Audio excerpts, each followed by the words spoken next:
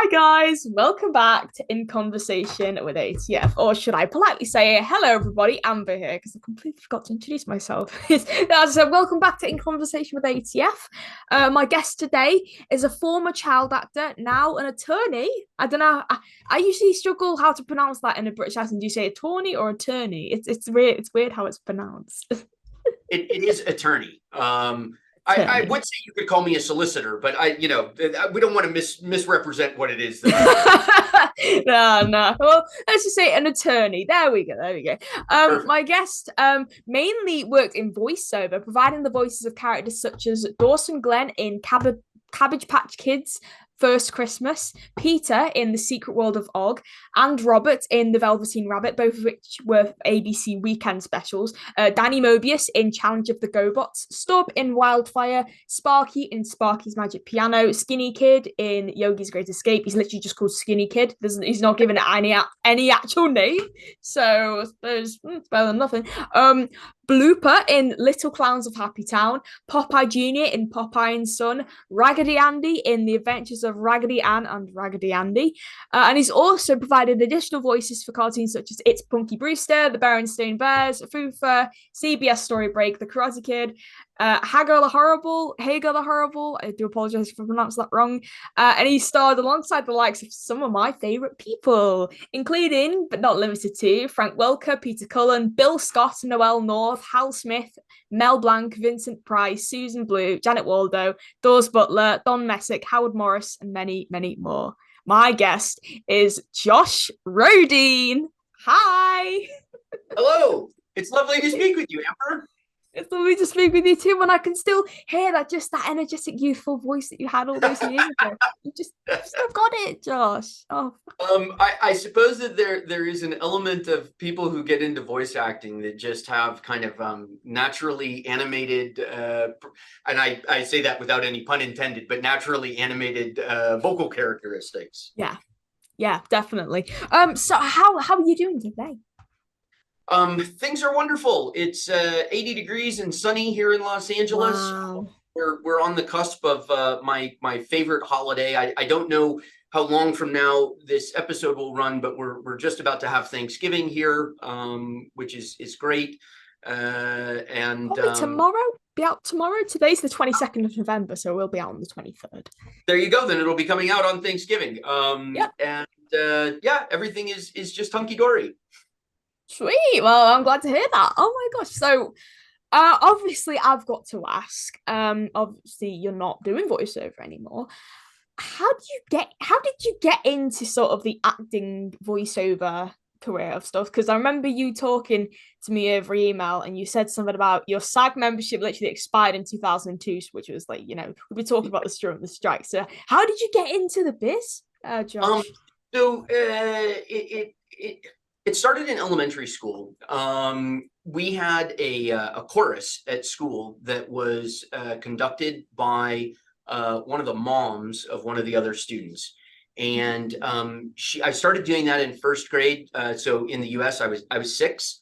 And she had a private after school chorus. She was a former professional singer. And she invited me to come and sing in her private after school chorus. And after having done that for about a year, we performed a little bit around Los Angeles at some of the theaters here. And she approached my mom and said, I think Josh would be great for commercials and things like that. I Mm-hmm. know an agent who specializes in kids. Let me make an introduction. And my mom was actually a little bit apprehensive about doing it. Another friend of my mom's had suggested the same thing to her when I was about 5. And I went to a meeting with an agent, and I was seated in the waiting room. And right at the moment that the agent came out to greet me, someone came into the waiting room with a fairly large dog. And I was terrified of dogs at the time. And so I freaked out a little bit.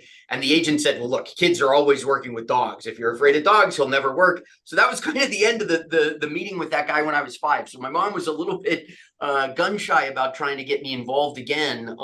But I had this meeting with this agent whose office happened to be very close to my elementary school. And I immediately started going out on auditions for commercials, radio spots and voiceover work. And I things took a little while with regard to the commercials. I think I'd been auditioning for about a year before I got my first one, but with the voiceover work, just started very quickly. And that was really the work that sustained me through my career. By the time my career was over at 14, I had long since stopped doing any on-camera work. I was just doing voice work. Ah, right, I see. And I'm looking at the list. Obviously, you've done a lot of work for Hanna-Barbera. So how did you first get involved with their company? Who did you really speak to at first? Was it really someone behind the scenes? Was it who was it? That's a great question. Early on, all of the work that I was doing was just my agent setting up auditions, and I'd go into a room with 20 other kids waiting to go in and record. Yeah. I have a vague recollection of the Kingdom of Og project having been through Hanna-Barbera. I could be mistaken about that. Yeah, it was. All the ABC weekend specials were animated by and produced by Hanna-Barbera. So once I got started, they were pretty good to me and kept calling me back to do stuff. And by the end of my career, I started getting work through Hanna-Barbera without even auditioning. I'm pretty certain that the Popeye and Son role that I had, they just called up my agent and said, "We want Josh to do this." Wow. There was one director in particular whose name is now escaping me because this is more than 35 years ago. Gordon something or other. Gordon Hunt. Yeah. And I worked with him a lot. He was the voice director, the main voice director, and Andrea Romano, who then became that was the other one. So much of the work that I did was with the two of them. And so it worked out really. Is my microphone even working? Oh yeah, sorry. It wasn't it wasn't coming up on the edge there. I thought my microphone wasn't working. Sorry. No. I can hear you just fine. I don't know about all of your viewers, but I can hear you great. But yeah, the two of them, once I started working with them, I just kept getting thrown back into rooms with them. As you may have discovered, there's kind of a not a huge group of voice actors. You tend to see the same people over and over again. And so as a kid, the same was true for me with regard to the adults with whom I was working and the other kids with whom I was working. Yeah. There was one in particular who I became friends with her older brother years later, but Christina Lang.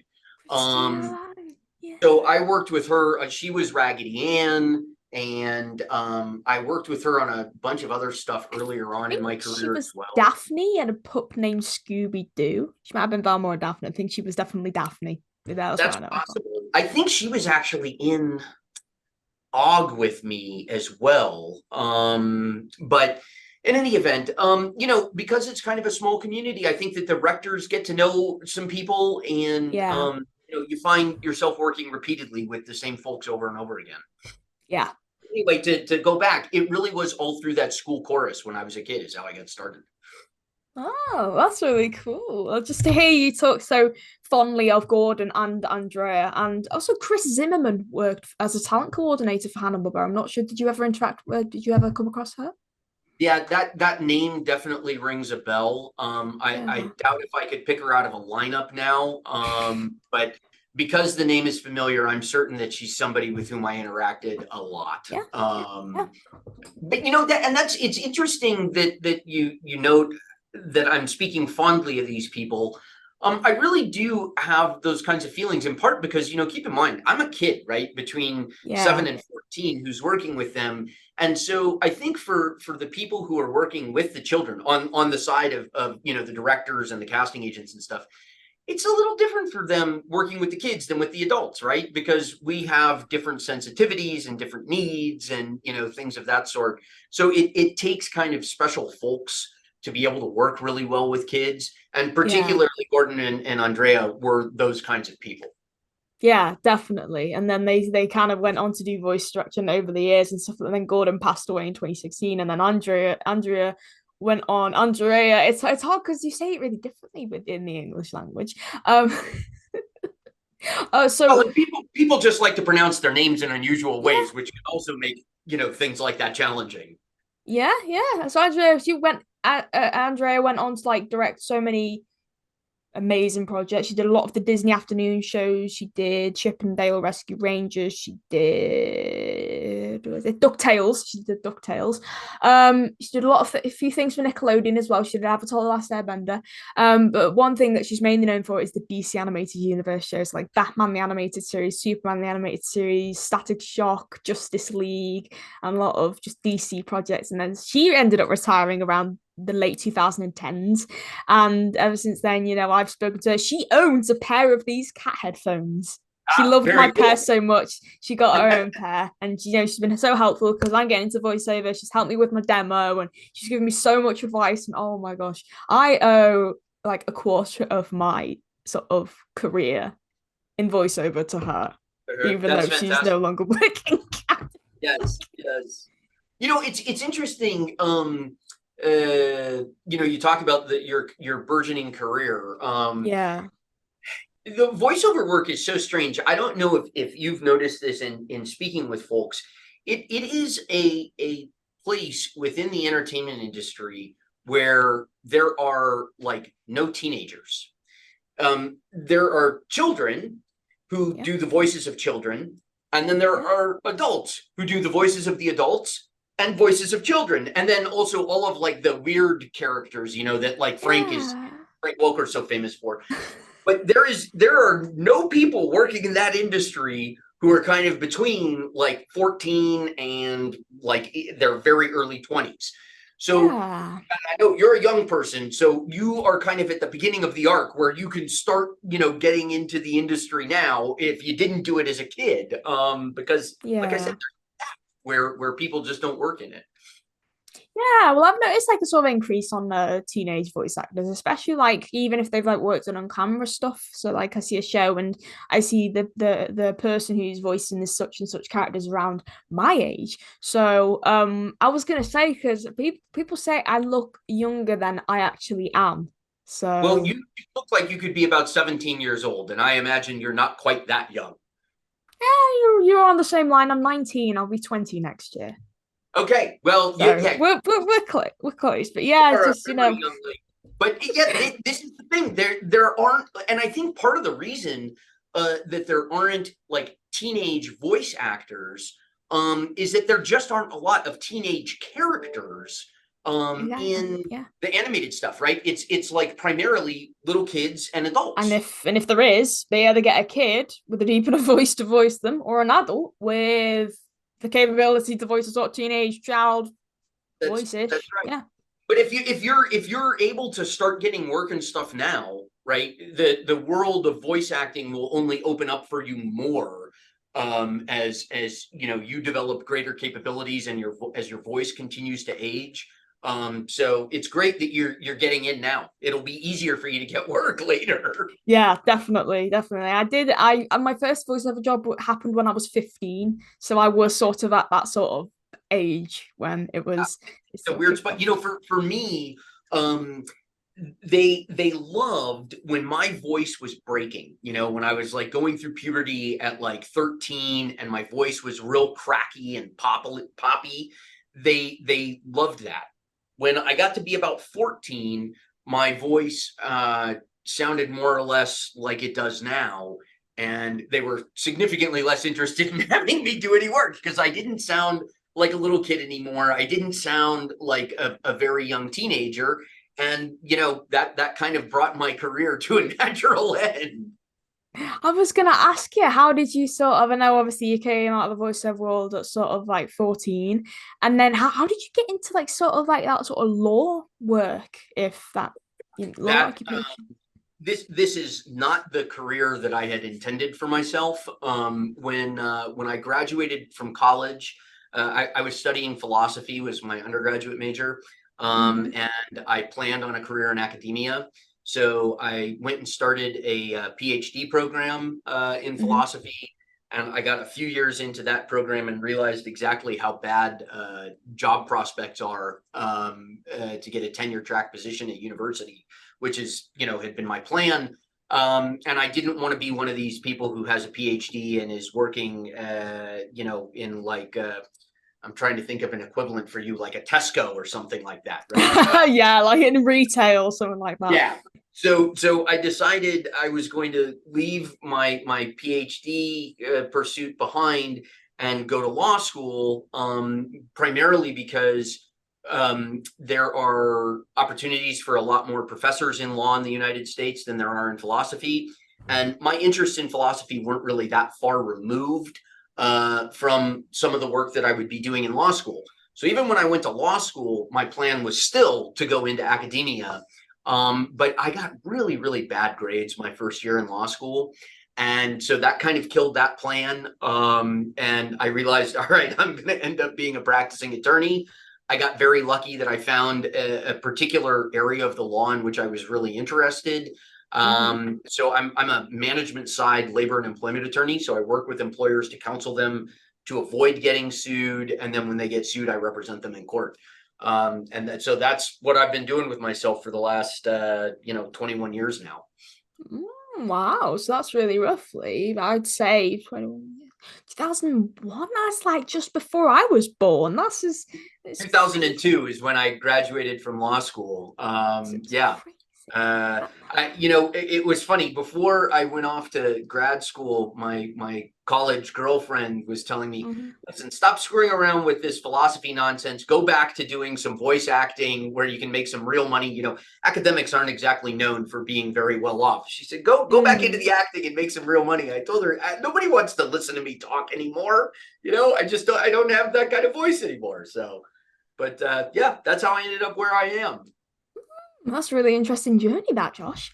I will tell you though, it's not that unusual. There's a fellow called David Marcus, who I worked with, who is also went on to get a law degree. And I think perhaps two of the best known former child actors who went on to get law degrees. God, now I'm not going to be able to recall their names. The guy who played Chunk in The Goonies, Jeff something or other. Jeff Cohen, yeah. Yeah. And the guy who played Kevin's best friend in The Wonder Years, his name may also be Josh. I'll have a look. Josh Saviano. Yeah, he also went on to become an attorney. So apparently this is a common problem that we have with former child actors going on to become attorneys. Yeah, yeah, kind of does, I suppose, make sense. It's like a complete career switch, like the old switcheroo. It's quite It is. Well, so if the voice acting thing doesn't work out for you, you can always go to school, get your LLB, and then become a solicitor. Reminds me, I'm friends with someone who I used to go to college with because I studied performing arts for about 3 years, so I could get into sort of like learn the ropes and stuff like that. She was like, "Look, this course isn't doing me any good, so I'm just gonna drop out." And then she's now going to law school. She's just graduated from university, and she's gonna be a one of the, not a lawyer, but like in court, like one of, I think, bailiffs, the people who bang the hammer. Those are the judges, but in the UK, judges, yeah. system, people are either barristers or solicitors. I think she wants to be a barrister. Yeah. Okay. Very good. Very good. I'll tell you, it's a career that a lot of people end up kind of falling backwards into. A lot of people don't set out to become attorneys, but it's like you get done with college and you don't know what to do with yourself. And at least in the States, school to become an attorney is 3 years after college. So it buys you some more time to kind of figure out what you want to do when you grow up. It's also a fairly direct career path, right? You go to law school, you become an attorney. You don't have to worry about really trying to figure out what you want to do. The path is there for you. So I think that's probably why people fall into this. Yeah, that's most likely why. Have you ever been? Sorry, it's just one of my hair clips. I thought I might as well just mess around with it. Just this little fidget thing. Fidget spinner, whatever you've got handy. Yeah, I had a fidget spinner, but then I sold it because I don't really need it. I'm trying to think. Yeah. Have you ever been, when you were at school or like when you went to college? Did any of your friends or people you went to school with or people you currently work with, do they know about your voice acting career? So when I was younger in elementary school, yeah, everybody knew about my career, mainly because I would be absent from school. Not so much for the voice acting stuff, but for the on-camera stuff that I was doing. When I was filming commercials, I would disappear for a day or two here and there. And Yeah. also, I did one commercial spot that ran nationally in the United States for about a year and a half, for Chuck E. Cheese. A Chuck E. Cheese commercial. Yeah, and that spot had everyone in my elementary school. My character's name in the spot was Howie, and everyone in my elementary school called me Howie for a couple of years because of that. So at that time, everybody knew about my career. When I was in junior high, Hmm. not very many people knew about it, largely because at that point I was only doing like voice work, and the cartoons that I was doing were really targeted at a younger audience than junior high school. Yeah. It was aimed Yeah. at like little kids. So it wasn't like people were watching stuff on Saturday morning and going, oh, hey, wait a minute, I just saw Josh's name in the credits. Like that just wasn't happening. When I got to high school, the I think it was the last commercial that I did, Yeah. was with a couple of American professional baseball players. It was for a Ooh. handheld electronic game, and the commercial was with Roger Clemens and Dave Winfield. And Dave that it Winfield. only Why that ran. name? So Dave Winfield played for the Yankees. Roger Clemens is one of the best known pitchers ever. Right. Oh, I And know him. so I know him from somewhere. Where? Oh, oh, I know where he's from. I've heard of him. Yeah, because he was in a cartoon. I can't remember Roger what Clemens, cartoon what? it was in. No, Dave Winfield. Dave Winfield was okay. Have a Um, look. Hang on. I think I yeah, might no, know. please. Dave Winfield. I'm trying to think. Whilst I try and find out, would you mind continuing? Yeah, so that commercial only aired a couple of times, but some of the guys at my high school had seen it, and it was notable to them because I was with these very famous baseball players.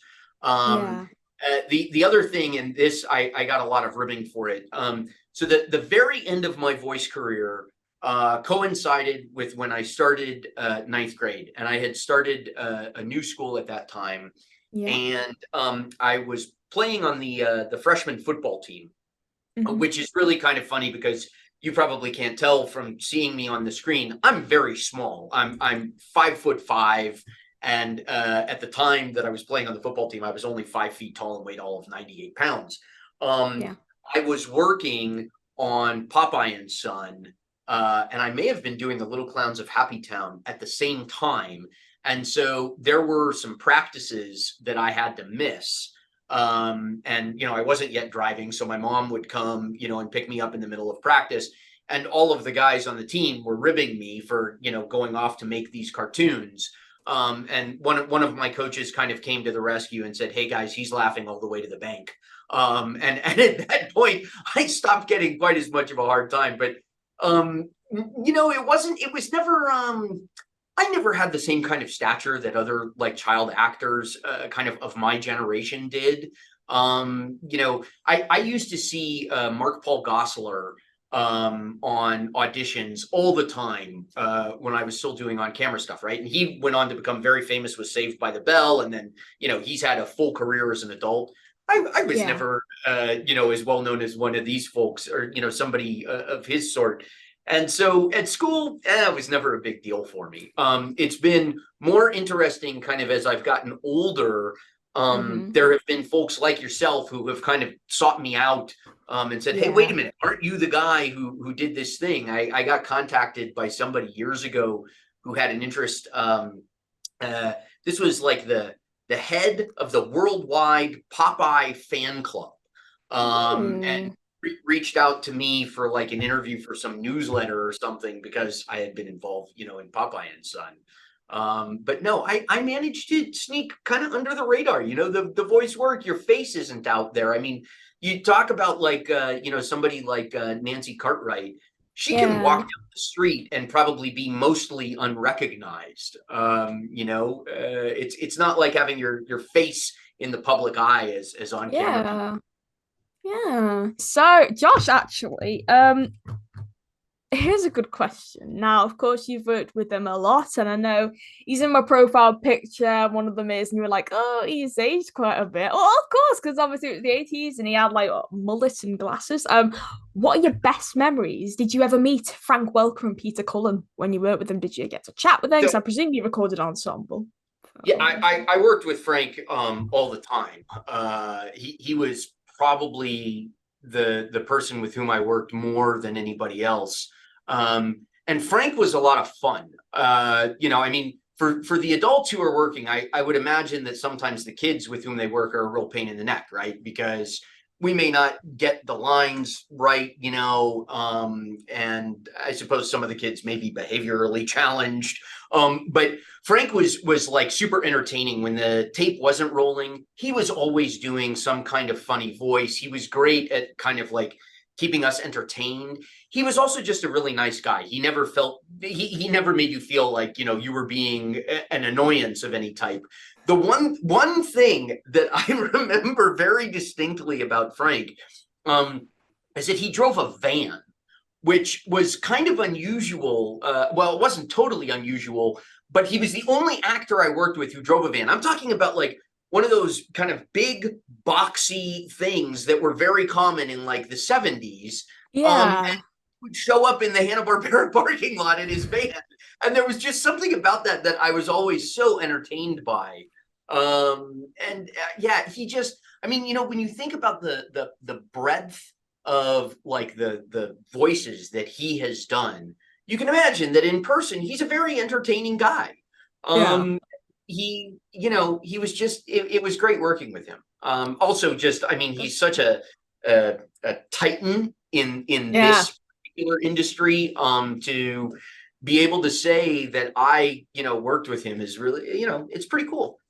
Yeah, I was gonna say because around the time, obviously, he was working for all these different companies and stuff. Obviously, he was doing like for Hasbro, Sunbow, he was doing the Transformers at the time, so like Megatron and Soundwave and everyone like that. So you're thinking, oh my god, well, he was doing it like 4 or 5 jobs a day, and apparently he would ride in a limo and he would sleep in the back when they were taking him to each job. And I'm thinking, my God, that's it's that way he owns a plane because he flies. He's got his own plane, and he lives. I'm guessing he lives in like what, a castle or a mansion, but he golfs, he flies, he does all these everyday activities. It's so cool. This is something that has changed over the course of the last like 20, maybe 30 years, more like 20 years for a Yeah, lot of voice actors. And I've noticed this when you're interviewing them. A lot of them have studios in their homes. yeah, Um, and so now, we were talking before about I may have recorded something without my castmates around. And I think that that's now actually much more common, right? To yeah. have people recording kind of on their own in their home studios. It's not like back in the day when, I would drive to some little building that nobody knew about on, B&B Sound, maybe.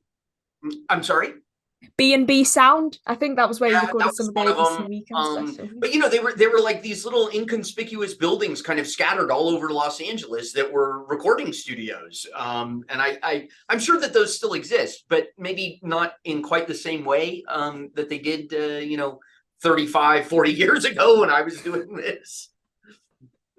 Yeah, most likely. I mean, they do have some of them. Obviously, people still record like the Warner Brothers lot and everything like that, and big Salami Studios as well in LA that is still kind of like going to this day, which is When quite when cool. you've done your voice work, have you gone into studios or have you done it from home? Done it from home. I've never had to go Yeah, into a see, studio. I'd love to go into a studio though. I really want to see what it's like.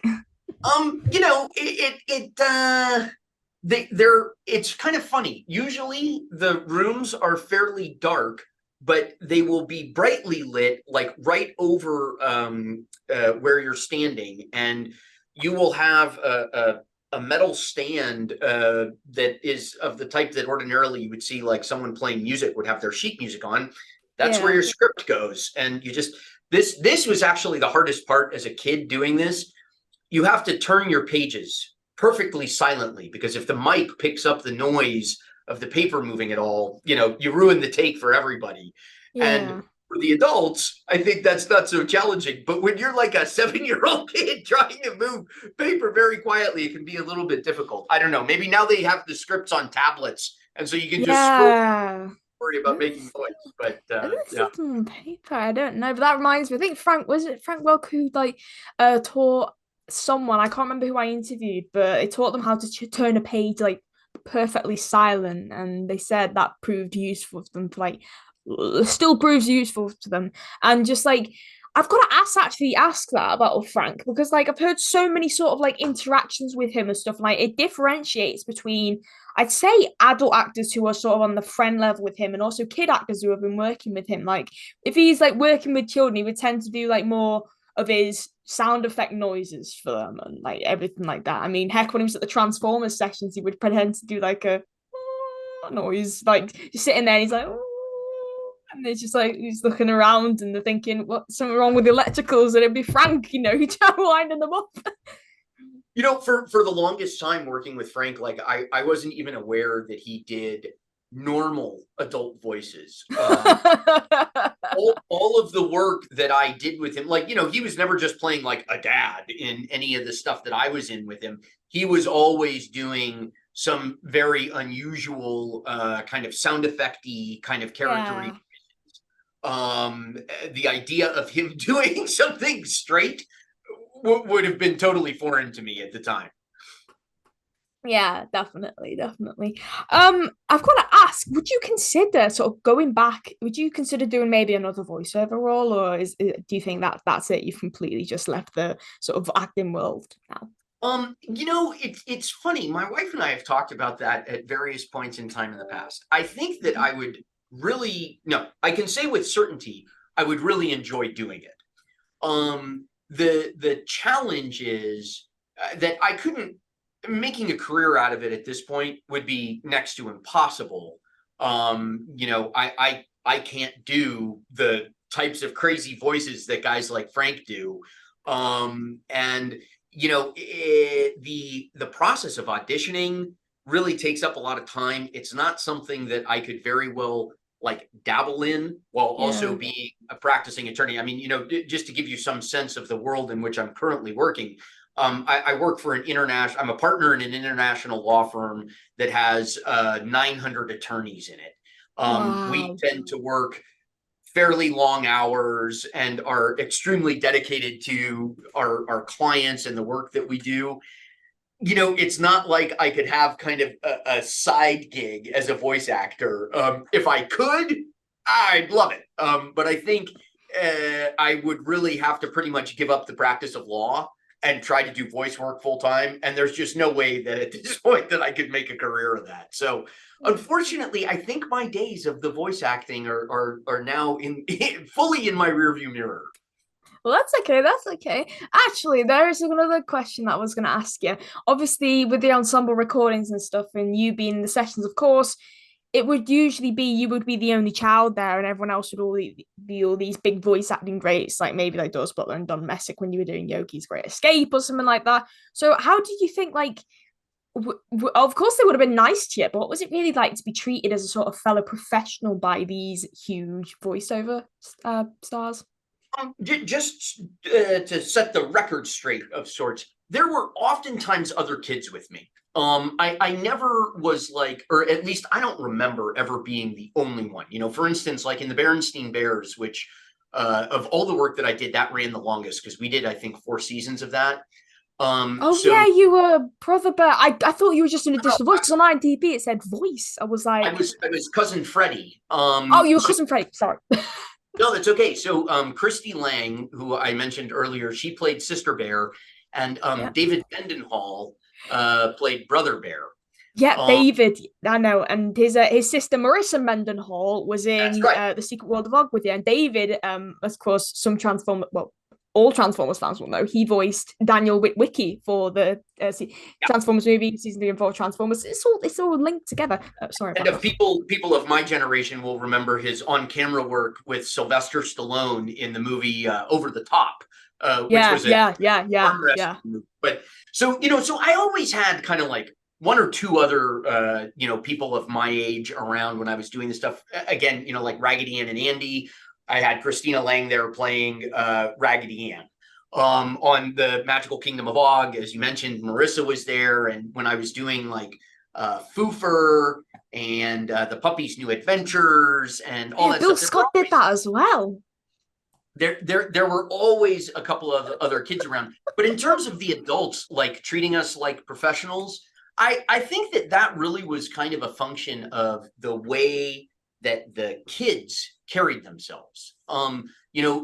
If you were a youngster and you came into the studio and acted like a professional, you got treated like a professional, and they were really they would embrace you, perhaps not quite as one of their own, but they treated you with a degree of respect that was different than the kids who would come into the studio and behaved more like young kids. Because that makes it difficult for everybody to do their job, right? And the reality is you're there, especially for the adults who are doing this, where this really is their career. You're doing a job. And if you go in there and you're acting like a little kid and horsing around and not taking things seriously, that's a real annoyance for, for the adults in the room. I think from a very, very young age, my parents kind of instilled in me that there are particular ways to conduct oneself in certain, various circumstances. And this was one of the things that both my agent and the other folks with whom I worked throughout the course of my career, as it were, would note to my parents, was that, Josh was kind of from a maturity perspective, mature beyond my years. And I think that lent to all of those adults with whom I worked being really kind to me and treating me more like somebody who was there to do the work and less like an annoying little kid. Yeah. Actually, I was literally just, because you said the Puppy's Further Adventures, I was like, how, because I know Bill Scott worked on that. And just to clarify, I know I've probably asked you this so many times, so I do apologize. You never met Bill Scott at all, right? If I did, I don't remember having done so. And again, the puppies New Adventures, like that was one that I did when I think I was quite young. I think I was like 8 when I did that. So, the folks who I remember a little bit better are folks with whom I was still working when I was a little bit further along in my career. Like I said, Frank is somebody who I worked with the whole way along. Jim Cummings is somebody with whom I worked for years through the Berenstain Bears, and I think I did some other stuff with him too. So it's easier for me to remember some folks who were, involved in my work like that. It cut out for me then. Which member of the Cummings family do you remember? Oh, was it? Did I see Jim? Brian Cummings. Brian, yeah. I was like, I only heard Cummings. I was like, yeah. No, I'm sorry. Brian Cummings again. This is the problem. Brian's lovely. Yeah. So I worked with him, for the 4 seasons of the Berenstain Bears, and I think he may have also been in Hagar the Horrible with me. Maybe. I think he may have played my dad. I played the son. I think his name was Hamlet, and I think he may have played my dad. Oh no, the dad was played by Peter Cullen. Oh, okay. There you go. The other name that came up in that show that was really a big deal for my parents was that Lainey Kazan was in that, and she was well known as an actress to my parents, so they were very excited about me being in something with her. There are a lot of things that I did. Again, my memory fails me. They're not on my IMDb page, because I did, like an episode of some show here or there. And unfortunately, a lot of this stuff has just been lost to history. We don't have recordings of everything that I did. My parents didn't even have a VCR until I had already stopped working. So trying to recreate a lot of the stuff that I did and with whom I worked is a bit of a mess for me. You've probably got much better records than I do. Yeah, most likely. Josh, I'm going to ask you the big question now. Now, this is like the big one of the interview, and I'm not saying anything else because I don't want to say it wrong. So the big question is to you: what was it like working with Susan Blue?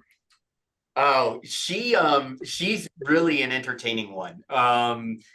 She's another one of these adult actors who is just one very animated and a little bit kooky, in the best, most fun ways, and again does crazy insane voices. So, it was the kind of thing where you're in the studio with the person and you're always entertained. She was another one who just always made me feel welcome and happy to be in the studio with her. That's lovely to hear. What a great way to end off this chat, Josh. Thank you so much for joining me on my show.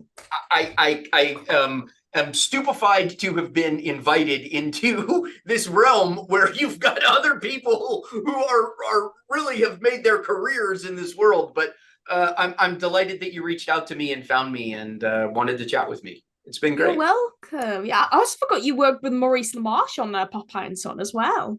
That's right. What was it Yeah. like to work with him? I worked with a bunch of famous people. I was never famous, but I worked with a bunch of famous people.